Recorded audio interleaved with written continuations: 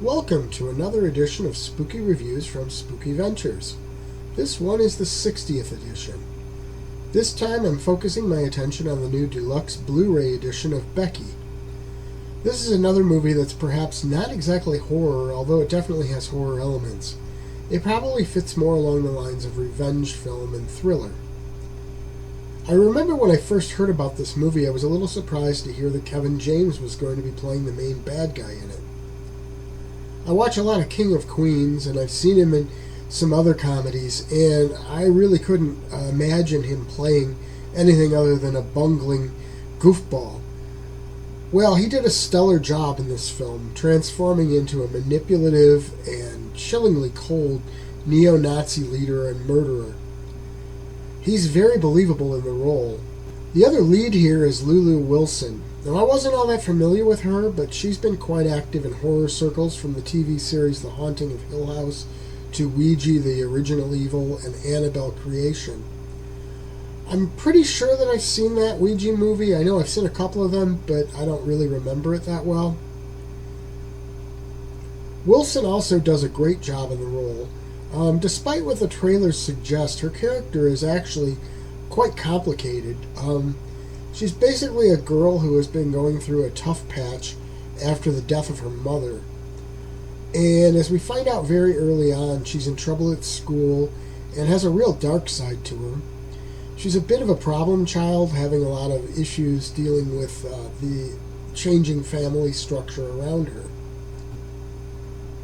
Now, she and her father meet up with his new girlfriend and her son at a cabin or at a house on a lake for a weekend. It's a very, secluded place.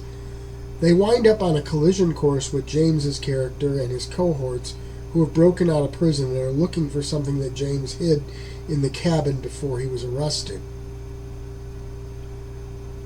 From there, it almost becomes a much darker and more violent Home Alone. I'm not going to give you any spoilers, but there was one scene in this film that I thought was one of the most brutal I've seen in any horror movie. And I watch a lot of horror movies. If you want to know what it is, stick around to the end of this video, and I'll tell you after a spoiler warning. Overall, this is an exciting movie. While in some ways it's predictable, there are definitely some surprises and unexpected twists, at least for me. I know that they say that good stories should see main characters fundamentally change over the course of the story. I would say that to some degree that's the case here with Wilson's character, Becky, although we're not completely sure at the end just how profound that change is. It almost seems more of a magnification of aspects we saw in her character at the start, along with a release of a lot of feelings that seem to be bubbling under the surface at the beginning of the movie. Now, they have recently announced that they're going to do a sequel of this film, so I'm sure we'll get more clarity on that change and transformation as we find out what's next for Becky. This edition of the movie features quite a few bonuses. For me, the interview segments were the most interesting. They really shed a lot of light on the making of the movie. One thing I found interesting requires a little of explanation of the process here for this video. I didn't watch the bonus features the same day I watched the movie. In fact, I had written everything about the actual film before seeing the bonus features. I found parallels between what I had said about it and what the creators said interesting. For one thing, both co-directors mentioned the darker, more violent Home Alone aspect that I had picked up on. And just about everyone involved agreed with my assessment that the movie isn't really a horror movie, even though it's been labeled as such, but more a revenge thriller, but it does have some horror elements. I just wanted to mention that because I found it interesting that they were on the same page as my conclusions, and I didn't want you to think of, if you've watched it, that I drew my conclusions after watching those clips. Now, I mentioned earlier that I'd be spelling out the brutal scene at the end. Well, here's your spoiler warning. Mind you, there are actually several, but one brutal scene stands out for me in particular.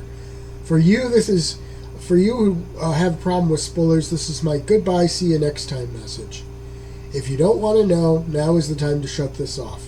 I'll give you a little time here to do so before I continue. Okay, if you're still here, I figure you don't mind the spoiler. I should provide a little background to explain why I think this scene is as brutal as I do. As a kid, I had detached retinas in both eyes, so I've had quite a few eye surgeries over the years, and probably for that reason, I am particularly impacted by scenes involving eyes. I would guess we all have these specific types of scenes that resonate for us for personal reasons and give them massive impact. For me, it's anything to do with the eyes. So, when we see Kevin James's character's eye hanging out of the socket, held just by the optic stem, that was pretty rough. Then when he has one of his partners try to cut the eye off, not knowing the guy is using child safety scissors, it gets elevated. But when he uses a knife to do it himself, it definitely hit me hard, making it one of the most brutal scenes in any movie for me. The fact that it looked very realistic certainly added to it too. Now, with that out of the way, since I covered everything else previously, this is the actual ending of the video for those of you who stuck around for the spoiler. Thanks for watching, and see you next time. Spooky Ventures is the home for spooky content and spooky merchandise on the web. Check it out today at spookyventures.com. And remember, always keep it spooky.